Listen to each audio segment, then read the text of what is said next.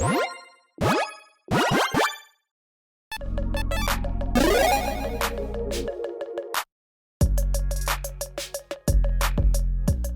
everyone, Mitch coming in for the Commander Scores Studio. Welcome to the show. So on today's episode, I'm going to be taking you through the top 5 commanders for tribal decks on a budget. So with all that said, let's jump into it. So first up, let's start off with dragons. And what better commander for a dragon tribal deck on a budget than Myram Sentinel Worm? Yeah, this is a crazy good commander that helps you out in a lot of different ways. And it's actually pretty budget friendly itself, being $1.90. And of course, it interacts really well with budget cards as well. It is a 6/6 Dragon Spirit that costs 6 mana. It gives you access to 3 colors. So unlike the Dragon, we don't get access to all 5 colors. That being said, that might actually help out our budget a little bit, number one. Number two, yeah, it's going to help out our budget because the Dragon itself is like a 50, 60, 70, whatever dollar card. This one, though, is even more powerful, in my opinion, than the Dragon because of what it does. Flying Ward 2. Whenever another non-token dragon enters the battlefield under your control, create a token that's a copy of it, except the token isn't legendary if that dragon is legendary. Basically, this doubles up every single one of your dragons, yes, including your legendary dragons. And there are some pretty crazy, broken, busted things that you can do with this. Yes, even on a budget. It is a commander with a lot of power potential. And again, it can make the most out of a lot of fantastic dragon tribal cards out there. And of course, some very powerful dragons as well. So that said, let's jump into some cards that work well with it that are also budget friendly. Genex Astral Hunter, again, this is a commander that actually doubles up every single one of your dragons, including legendaries. So we get this twice. A 3/4 dragon with flying that costs 5 mana. Whenever it or another dragon enters the battlefield under control, create a treasure token. That is already a gross effect for a dragon tribal deck. And then this says, hey, let's get a second copy of it, essentially. And now every single time any dragon enters the battlefield under control, we get 2 treasures. So we are getting 2 mana back, essentially, every single time we do that, which is pretty crazy. Also crazy are effects like dragon tribal focused effects like Thrakus the Butcher. A 3/4 trampling dragon peasant for 5 mana. Whenever it attacks, double the power of each dragon you control until end of turn. So first of all, just doing that once is already great, right? Being able to double up our dragons' attacks can be fantastic. I mean, again, our commander is now going to be hitting for 12, making a 2-shot KO. But of course, again, this commander, Myram, doubles this up. So we have 2 copies of it. So now all of a sudden, when we have both of them attack, we double power, then double power again, turning our commander already into a 1-shot KO at 24 power. Again, just for playing this in combination with our commander. And that, of course, doesn't even take into account all the other powerful dragons we're going to have in play and how heavy they are going to be hitting. Moving on, Niv Mizzet Perrin. Again, this is the kind of commander that can really take advantage of a card like this because, again, it can copy it, which is just crazy. A 5/5 Dragon Wizard can't be countered flying. Whenever you draw a card, 1 damage to any target. Whenever a player casts an instant or sorcery spell, you draw a card. Now, all of a sudden, when any player casts any instant or sorcery, doesn't have to be you, you are drawing 2 cards, which is crazy value. And on top of that, of course, whenever you draw any cards, you get to ping for now not just 1, but 2 damage, essentially, split however you want. So have fun with that. And did I mention that there's a dragon that actually wheels out there with Dragon Mage? When you get 2 of those and they deal damage to opponents, then hey, draw 14, essentially. Think about all the fun with that, with all that damage. It's like 28 damage that you can spread out. Next up, though, speaking of attacking with dragons, we've got Scourge of the Throne, now very budget-friendly. 5/5 Flying Dethrone. Whenever it attacks for the first time each turn, if it's attacking the player with the most life or tied for the most life, untap all attacking creatures. After this phase, virtual combat phase. Extra combat effect here can be crazy good. Again, just think about this plus Thrakus the Butcher. You've got different dragons with different combat abilities, combat effects, and now all of a sudden, you are getting multiple triggers on each turn. Gross things can happen. Speaking of which, Steel Hellkite. Pay X to each non-land permanent with mana value X whose controller was dealt combat damage by Steel Hellkite this turn. Activate only once each turn. This is also, again, this is a Dragon Tribal deck. This is a Dragon Tribal commander, again, that gives you double the value of your things. And again, you've got dragons that can fit those different roles. You've got ones that can fit card advantage like Niv Mizzet. You've got ones that can fit threatening effects, essentially, like Thrakkus. You've got ones that can fit mana generation like Anax. And now you also have removal of Steel Hellkite. And yeah, having two of them means that you can get through with multiple, essentially, on multiple opponents, or on the same opponent to just wreck their days and destroy a lot of their permanents. We also have some other just typical Dragon Tribal stuff that's also very budget-friendly as well. Dragon Speaker Shaman. Dragon spells you cast, cost 2 less to cast. So yeah, we don't have Dragon, okay? We do not have Dragon. That is fine. We can still make up for that and then some again with this kind of a card that can reduce the cost of our things. This in combination with Ganax is like, hey, your dragons are nearly free. Crucible of Fire, again, a very, very budget-friendly card that is a huge, huge Anthem effect for your team. 4 mana, that's all it takes. Dragon creatures you control get +3/+3. So again, a way to say, you know what, let's get our dragons out there in a budget-friendly way, and let's just pump them in a budget-friendly way, and let's demolish our opponents in a budget-friendly way too. And it doesn't always have to be just dragons. Again, keep in mind, like I mentioned with Dragon Speaker Shaman, even non-dragons can really help us out too. Even though we're not doubling up on, say, Selesnya and you're just getting 2 of them, this can help us double up on a lot of things, triple up, essentially quadruple up, a lot of things. Pay 2 and a green, exile target creature card from a graveyard, then populate. So again, any creature card, any graveyard could be ours, or it could be, graveyard disruption against an opponent. But essentially, when we do that, again, take any of those tokens that you made and then make an extra copy of that.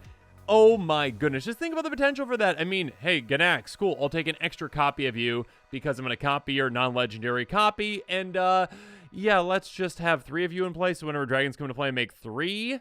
Yeah, you can see how this can get infinite, essentially, because all of a sudden you're populating again. I guess not technically infinite because you are limited based on number of creatures in graveyards, but have fun with that. Or yeah, just copy your Niv Mizzets, and all of a sudden, any single time a player casts in sorcery, you draw like 7 cards and deal 7 damage every time. I mean, 7 times 7, 48, whatever it is. You're dealing out a lot of damage. You're drawing a lot of cards. Again, you can play into things like this with Populate. A lot of cool effects can be had. So overall, yes, we have a lot of great Dragon Tribal commanders out there, and there's a lot of great tribal options, but I think Miriam Sentinel Worm is one in particular that some players might be a bit scared because, yes, when it comes to budget, there are really expensive dragons out there. I mean, the Dragon itself is so expensive. It's a lot more expensive than many of my decks, if not all of my decks, essentially, except for the really, really old ones that I haven't taken apart.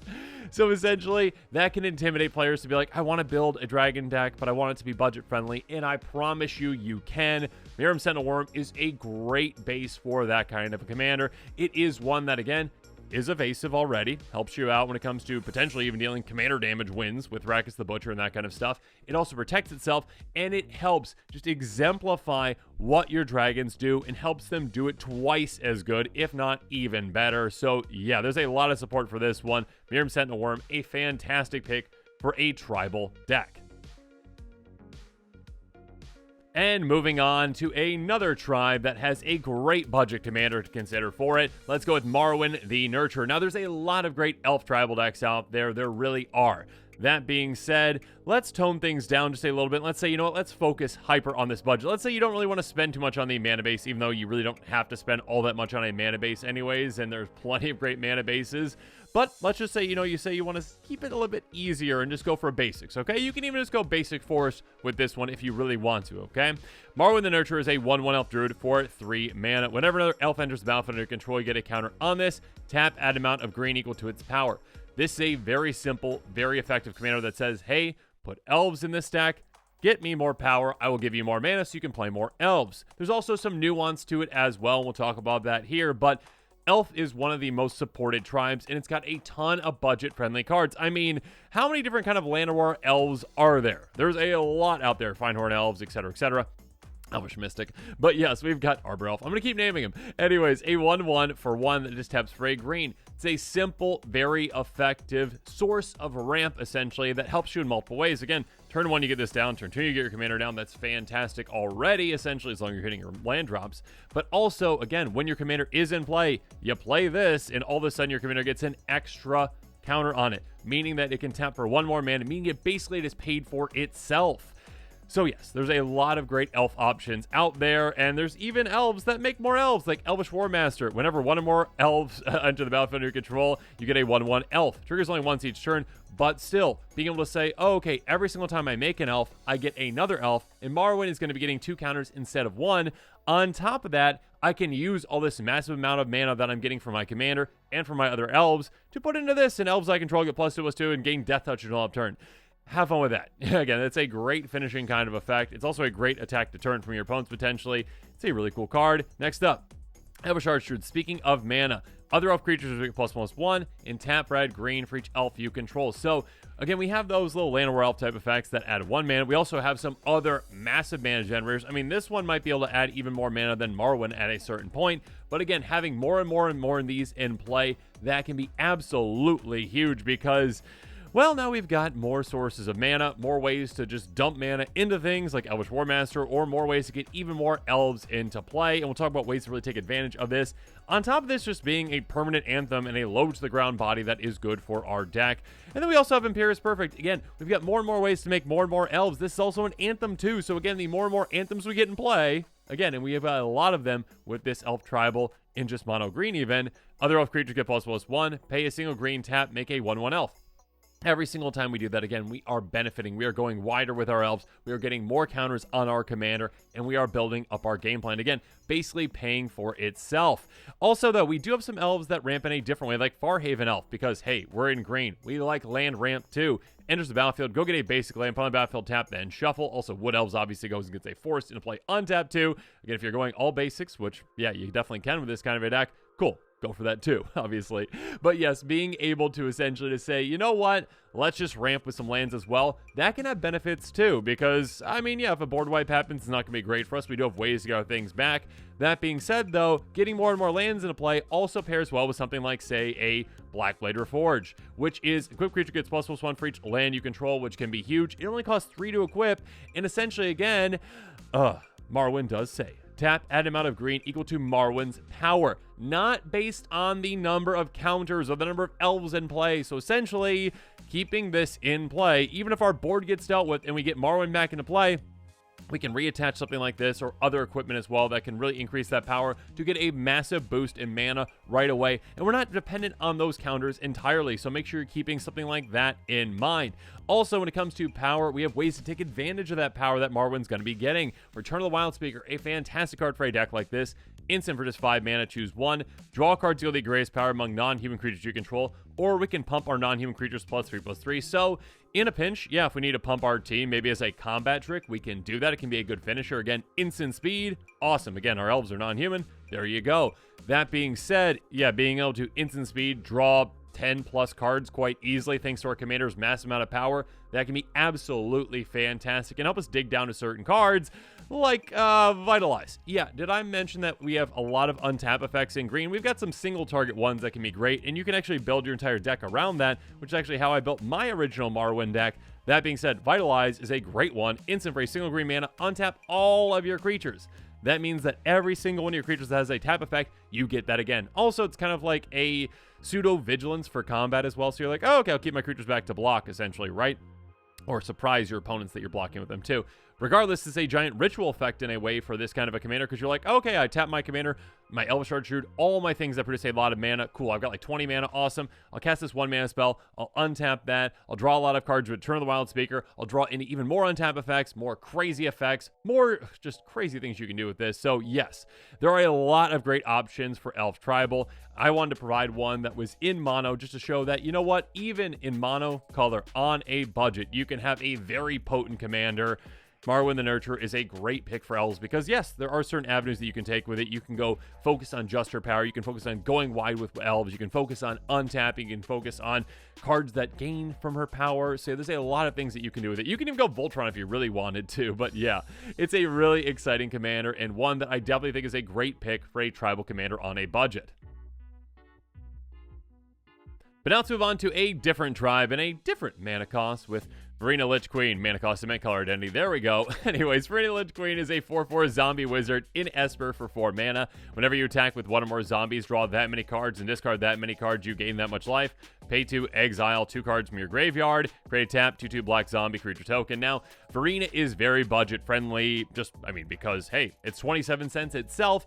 Also, it gives you access to multiple colors and a lot of fantastic zombies. You know, starting things off, zombies were mostly in mono black, but over the years, we've gotten more zombies in blue, more zombies in white, and we're getting more and more support for a 3-color zombie deck. And it opens up a lot of options for you because of that. And speaking of options, this commander, when it comes to actually choosing commanders, you know, and what kind of a tribal commander you might want, you're actually kind of considering a couple things. And one of those might be, how does this commander power this deck? And this one helps you out in multiple ways. First up, again, on attack, if you have a lot of zombies that are attacking, great. Draw cards, discard cards. That isn't technically card advantage, but it is card selection, and you can actually turn it into card advantage in certain ways, essentially like a thought reflection, drawing twice as many, stuff like that. But also, you can just say, you know what? Oh, I have these dead cards in my hand. Let's draw some more cards. Let's discard some cards. And all of a sudden, I've got good cards in my hand. And I filled my graveyard, which, of course, plays into that next part where you can just make more and more zombies throughout the game, which, of course, you can benefit in a lot of ways. So, yeah, there's a lot of great effects out there. A lot of great cards work well with this. And a lot in budget, too.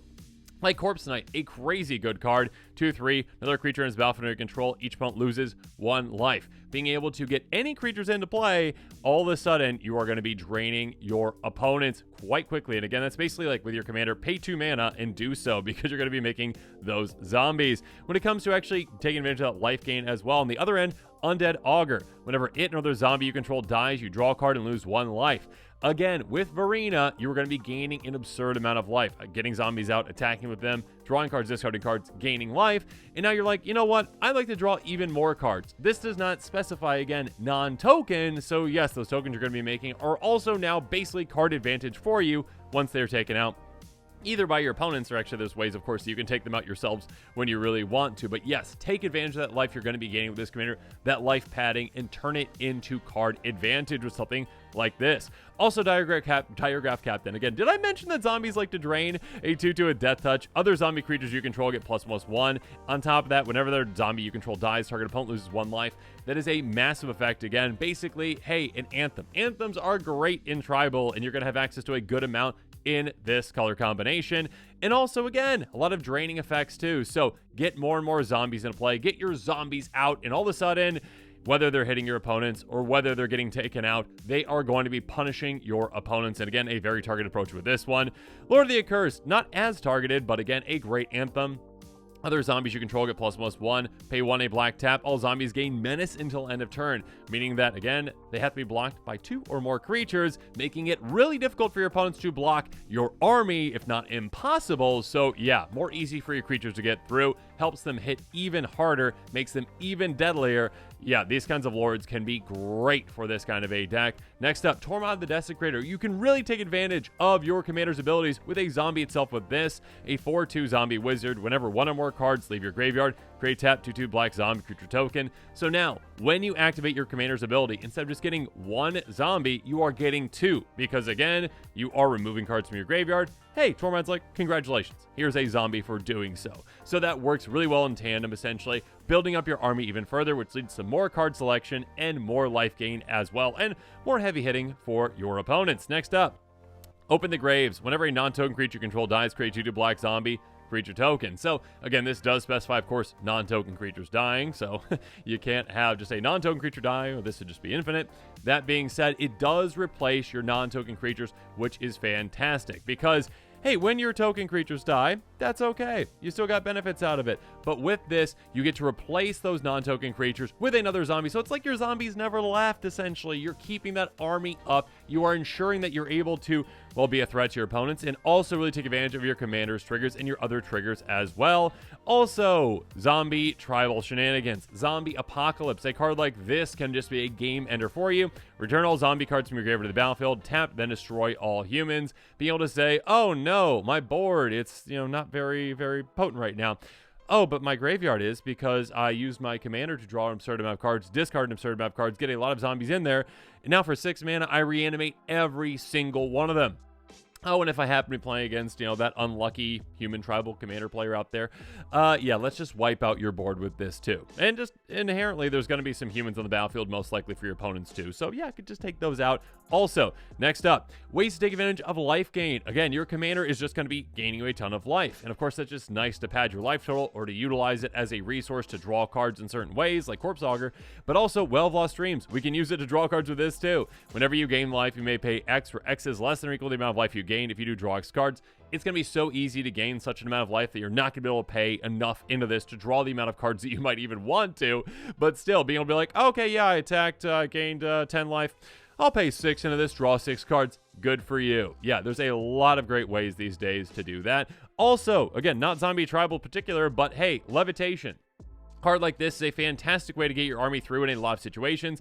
Very simple enchantment. Creatures you control flying. That's not a perfect form of evasion, but it is a form of evasion that will make your creatures much harder to block, if not impossible to block for certain players that have no flyers or reach creatures, obviously. So being able to ensure that you are more protected in combat and more easily can get through is a great way to take advantage of this commander. So again, Varina does a lot of things for you on a budget. Number one, it's very budget friendly itself. And believe me, there are some zombie commanders out there that are not very budget friendly. That being said, again, it gives you access to 3 colors, and over the years, we've gotten more and more support for the other 2 colors with zombies, and also just ancillary cards that, work well with it, like levitation. On top of that, again, we've got ways to take advantage of attacking, ways to take advantage of making more zombies, and yes, this is just a very good commander when it comes to a solid approach to zombies on a budget. So yeah, if you've been interested in zombies, make sure you try this one out. Moving on, we've got Kyler, Sigardian Emissary, a 2/2 human cleric for 5 mana in Selesnya. Whenever another human enters the battlefield under your control, you get a counter on Kyler. Other humans you control get ++1 for each counter on Kyler. So, very simple, very effective, and again, yet another tribe that, yeah, has existed for a long time. It just kind of had oh yeah, okay, well this is like a cleric, but also, sure, it's a human, I guess, right? That was kind of just added on later. There's a lot of Oracle tags, essentially, Oracle fixes on cards where it's like, yeah, I guess that's also a human, so if it's reprinted, we'll put that on there, and if not, go check the Oracle text. But yes, we have had humans since the dawn of Magic. That being said, over the years, we've gotten more and more support for human tribal, and my goodness, is this a commander that says, let's just really lean heavily into that and be super aggressive with what I can do.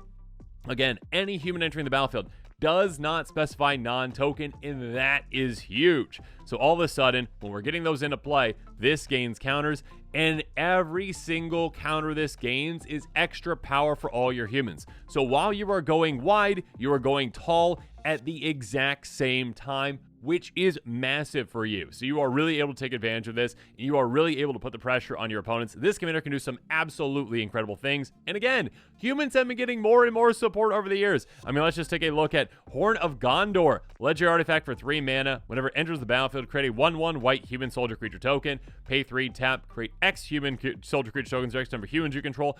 Basically, this is going to double up your humans every single turn. This is absurd. This, just with Kyler in play, can just snowball out of control if your opponents don't stop it. So they need to stop, and if they don't, again, you can very easily take over the game by going wide and again tall at the exact same time. Your tiny little 1/1s are going to be unstoppably large in absolutely no time at all. Next up, Torrent's Fist of the Angels, a 2/2 human cleric with training. Whenever you cast a creature spell, create a 1/1 green and white human soldier creature token with training. Basically, again, every single time you cast any creature spell, you're going to be having probably humans, right? So you play a human. Awesome. Good for you. Kyler is going to get slightly larger. You also make a token, which also is human, making Kyler even larger than that. So you are doubling up again on that counter production, which is absolutely massive for you every single time you cast a creature spell. Next up, though, doesn't have to be a creature spell. Again, we've got human tribal support with cards like Increasing Devotion. For 5 mana, make 5 humans. And if you cast from your graveyard, by flashing it back, you make 10 instead. Let's just go with 5, okay? Just your commander, 5 with this. You make 5. All of a sudden, your commander gets 5 counters on it. Now, all of a sudden, those little 1/1s are 6 6s. You are getting 30 power. 30 power for the cost of 5 mana. absolutely absurd. If you do this with 10, again, with nothing else in play, if you did this for the 10 humans out of your graveyard, essentially, right, that is 10 counters on your commander. That is 11 humans. That's 110 power, if my math is correct. That's 110 power for a 9 mana spell. Eat your heart out, Army of the Damned. So yes, there's a lot of ways to really take advantage of this commander. I mean, just over throughout the game, Maya Bredigar Protector, a 2/3, that is a nice little anthem for you. Other creature control ++1, so a little additional effect on top of that. That's nice. More importantly though, landfall. Whenever a land enters the battlefield under control, you create a 1/1 human. What is green good at? Land ramp. Well, a lot of things, but land ramp. You are really good at getting more and more lands into play. Rampant growth, Wayfarer's Bauble, it can be used for anything, but yeah, rampant growth, those types of cards essentially. Being able to get more and more lands into play, make more and more humans. Every single time you do, you get a counter on your commander, and your humans grow. You go wide, you go tall. This commander is absurdly good at that, and you can do absurdly fast. Also, speaking of fast, you've got access to also some like mana dorks too, like an Avacyn's Pilgrim. Not as many as elves, but still you have access to some. This one is a human monk for 1 mana. It can tap for a white, so this one really can help you fix your mana early. And again, just consider that this usually wouldn't be a threat in a deck, but with this deck, it's like, oh, okay, cool. I've got like 7 humans in play. My commander already has 7 counters on it. I play this for 1 mana, get an extra counter on my commander. Now it's got 8 counters on it. This is a 9/9. Being able to just play that for 1 mana, that is absolutely absurd. Also, when it comes to mana, Catilda Dawnheart Prime, 1/1 protection from werewolves. I guess that's nice. Sometimes you're playing, a werewolf deck. More importantly, though, human creatures you control have tap at 1 mana of any of this creature's colors. So all of a sudden, every single one of your humans becomes a mana dork, which is absurd. Kind of like a Cryptothrite, but more specific to its own colors, which is still fine and amazing and just a massive boost of mana for you. Again, for a creature that's low to the ground, and again, if you're playing against Werewolf Tribal, congratulations, get through on them, which could come in handy. Also, pay 6 tap, put a counter each creature you control, which again, kind of counts as 2 in a way, because once you get a counter on your commander, it also pumps all your other creatures even more too. So yeah, make sure you're keeping that in mind. Next up, Bastion Protector. Again, when it comes to human tribal, you just get ancillary humans that happen to be incredible that use in other commander decks, but with this one, again, it's a human, so there's an extra benefit to it. Commander creatures you control get +2/+2 and have indestructible, so being able to protect your commander is absolutely massive, and that extra little pump effect is nice too. Champion of Lambholt. Again, just ancillary pieces that are like, oh, I kind of forgot that was a human. You get those in Human Tribal. A 1/1 that says power, creatures with power less than its power can't block creature you control. Another creature's battlefield you control, you get a counter on this. So this kind of grows at the same rate, if not twice the rate of your commander, because again, when you get that creature in a play, which is going to be a human, this gets a counter, your commander gets a counter, which also pumps this. This is going to have an absurd amount of power in absolutely no time, maybe even just right when you put it down. If your commander already has like 8 counters on it, cool, this is a 9/9, and all of a sudden, none of your opponent's creatures can block your creatures. So this is essentially a massive threat that also makes all your creatures unblockable, and again, it just happens to be human. It was not intended for human tribal, it just happens to be human. You just get all of those. Moving on, speaking of unblockability, not quite unblockable, but like you have other access to other things like, you know, hey, ++1 counter support as well. Abzan Falconer, each creature control with a counter on it has flying. So again, if you're building into those counters essentially with other types of effects, getting more counters on your humans, that's a great thing as well. Of course, you can take advantage of proliferating. And yeah, just even getting your commander through with this can be huge because you're like, oh, okay, cool. Yeah, my commander has like 11 counters on it. Hit you again, okay, you're gone, or just hit you once, double strike probably. Yeah, you've got ways to take opponents out, even again with a Voltron type feel in that way, where you're like, okay, I'm going wide, going tall, but I can also 2-shot or 1-shot KO you with my commander as well. So yeah, there's a lot of options with things that you can do with this kind of a commander. Again, it gives you access to a lot of fantastic humans, and again, like I said, since the dawn of Magic, there have been human creatures that maybe weren't even initially labeled as humans, but have been Oracle text changed to humans essentially, and you get access to all those that just happen to be human and happen to be fantastic with this, on top of all the new human tribal things that we're getting. This is absolutely huge. Again, go wide, go tall, very quickly, very effectively, very budget friendly, if that's a word, with Kyler, Sigardian Emissary. But next up, let's move on to Goblins. Yes, Goblins is a very popular tribe, and it's really hard to beat just how efficient, how effective, and how incredible Kranko can be on a budget, because this is just a win condition in and of itself. Very simple, very effective. 3/3 Goblin Warrior for 4 mana. Tap, make X 1/1 red Goblin creature tokens through X number of goblins you control. Very simple, very effective, and essentially this is an army on a commander. This is just going to tap, double it up, tap, double it up, tap, double it up.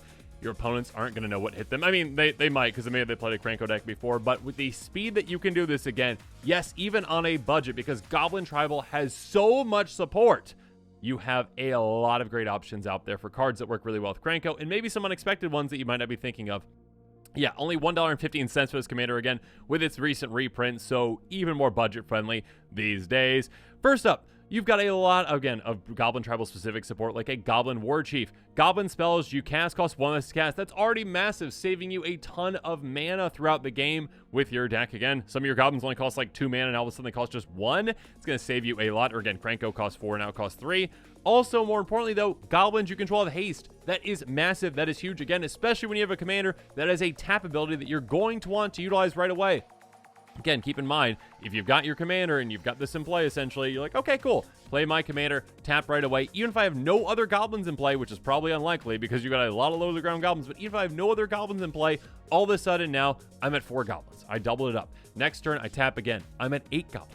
Next turn after that, 16. You can see how this spirals out of control incredibly quickly in absolutely no time. So yeah, of course, again, you're in red. You've got access to other ways to grant haste, which is huge. Creature control of haste, rising of the day. Also, sure, legendary creatures get +1/0. That could come in handy, but more importantly, again, just easy, effective ways to permanently give your creatures haste, ensuring that even if Krenko is dealt with, you play it again, you tap it again, you double up your amount again. That is absolutely huge. And of course, being able to swing with those goblins right away can be massive. Again, you tap this, you make like 20 goblins or whatnot. You're like, okay, cool.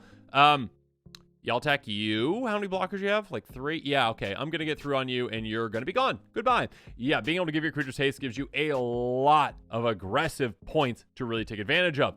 Next up, Act of Treason. These are the types of cards that some players out there might not realize you can really take advantage of and how you really pump up your Krenko deck. And here's the thing. They're all incredibly budget friendly. This is like 2 cents, okay? This is 2 cents. How do you get cheaper than that? Source for 3 mana. Gain control of target creature until end of turn. Untap that creature, gains haste until end of turn. Being able to untap your commander. Yeah, that's what I said. Untap your commander. Typically, these would be used, right, to temporarily steal an opponent's creature. And you can still do that. Like, if your opponent has a Blightsteel Colossus, you're like, yeah, I'll take that, and then I'll swing it at this player, and I'll take that player out. But if not, just untap your commander with this. This is a red untap effect, which red does not have access to. Red's not like, hey, untap your creature, do this. No. This is meant to be utilized, again, when it was designed, to just steal an opponent's creature. But with this commander, you use this on your own commander, you untap it, and now you can utilize that ability. So again, instead of just doubling up your team on a turn, you are quadrupling it. Let's say you have 4 goblins, right? You tap your commander, you're at 8. You cast this for 3 mana, you untap your commander, you tap it again, you make 8 more. You just went up 12 instead of 4 in that turn and set yourself up in the next turn to go even further.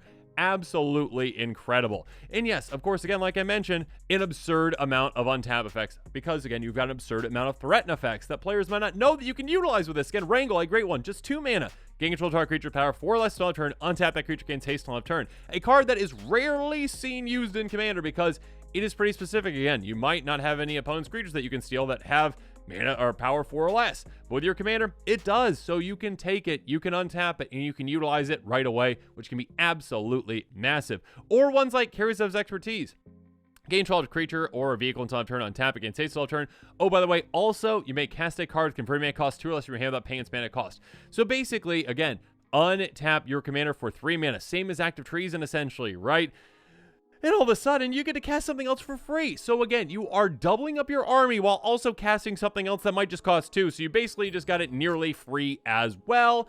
Absolutely incredible. Again, just how many treason effects are out there. Make sure you're keeping those in mind because they're basically army doublers for you. So again, Krenko can just be an army just on itself.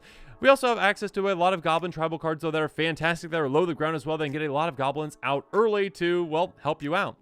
Goblin Chirurgeon is a great one. Pay 0, sacrifice a goblin, regenerate a creature. So basically, all you need to do is say, oh, okay, oh, you're trying to take out my Krenko? Let me sacrifice one of my 40 goblins, and I will protect it. Thank you.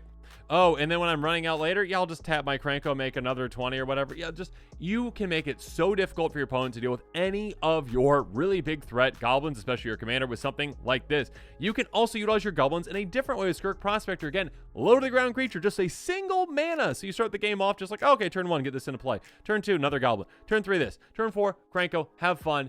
Get off to a huge start. And once you start going with Cranko, this is absurd and can just lead to probably near infinite turns, really. Sacrifice a goblin, add red. Again, if you have ways to draw cards or impulse draw, essentially, your opponents are going to be in big trouble because you just tap your commander, you sacrifice some goblins. Again, let's say you made like 10 goblins. You sacrifice some goblins, you threaten your commander, essentially. You untap it, you do it again. You just made 10 more goblins, whatever it was, essentially. And now you are at a point where you have an absurd amount of goblins, an absurd amount of mana. Again, you're basically doubling up your mana resources every single time you tap your commander with this in play. And again, you can just tap spells that just draw you cards, impulse draw, whatever it is, and it's going to be near unstoppable for your opponents to actually stop you with this very simple, very budget-friendly card in play. When it comes to stopping you as well, Goblin Lookout, again, the goblins that your commander makes are tiny. Yes, you have anthems as well, but this one's like, oh, by the way, tap sacrifice a goblin, goblins get +2/+0 until end of turn. All of a sudden, my goblins go from being 1 power, just a tiny little amount of power to hit my opponents, to 3 lightning bolts worth of damage. Oh, on top of that, again, this is a tap effect, so I can utilize my active treason type cards to untap this, to tap it again, to all of a sudden sacrifice another goblin. And yeah, sacrificing 2 goblins for +4/+0 for all my goblins is going to be well worth it when my 20 goblins are swinging through for now 5 power a piece. That's 100 damage. So yeah, being able to utilize this in a fantastic fashion. Again, you've got access to a lot of great low to the ground goblins that are incredible. Yes, even on a budget. And yeah, you've got access to like a fantastic tutor too. Goblin Matron. When it enters the battlefield, you may search life for a goblin, reveal, put in your hand, then shuffle. What other creature types out there really just get, hey, yeah, you get a low to the ground 3 mana tutor for your creature type? Not many at all. So being able to go get the specific perfect goblin for the situation that you're in, this is incredible. Again, Goblin Tribal has so much support that keeps getting reprinted throughout the years. So yeah, you've got a lot of great choices out there. And of course, Siege Gang Commander. Yeah, you also have ones that essentially are like, hey, you know what? What we're going to be doing is getting even more goblins into play quicker. So again, you have access to ones that make more goblins for you like this one. So you can kind of like hypercharge Cranko to get things started. Enters the battlefield, make 3 1/1 goblins. Also, sacrifice goblins to deal 2 damage to any target. So you can make use out of all those goblins you're going to be making to just shock, damage, whatever you need to shock. But yeah, this is a great way to just say, okay, Cranko, I'm going to help you out, all right? You're in play. You're all alone. No one else is there with you. Let's get this in play. Let's get 5 goblins in total in play now, essentially, with Cranko. Tap, double up to 10. Next turn, tap, double to 20. This can just really hypercharge you. And again, you've got access to a lot of great resources when it comes to goblins. It is really hard to beat Cranko when it comes to a tribal commander that really stands out as one that can definitely perform, can definitely succeed on a budget because, again, you've got a lot of great goblins they have access to. You have a lot of great goblin tribal options they have access to. And you have a lot of great treason effects that some players might not realize are incredible key pieces that can be awesome with Cranko. And those cards see no play in Commander really at all, except for like the big ones like Insurrection. But you don't need those. You just need like, hey, okay, yeah, 2 mana, untap Cranko. Cool. Tap again, make 10 goblins. Absolutely incredible. A great pick for a tribal commander. But now as this episode is coming to a close, it's time for me to hear from you. So in the comments below, let me know what your thoughts are on my picks. What commanders would you pick for the top 5 tribal commanders out there for a budget? And of course, as always, thanks again and have a good one. This show and episodes like this one are possible thanks to viewers like you. If you're looking for an easy way to help support this show, make sure that you like, share, and subscribe. Also, hit that bell notification icon so you don't miss any new episodes. You can also go check out our playmats and other merchandise at thecommandersquarters.com. We also have a ton of brand new t-shirt designs in stock, so make sure you check out those as well. Another easy way to support this show is with our TCG Player affiliate links. So whether you're buying a deck or individual cards, you can use this general link right here or one in the description. And the final way that you can support this show is by supporting us directly by becoming a patron. There are many benefits to being a patron, and I truly couldn't do this without all their support.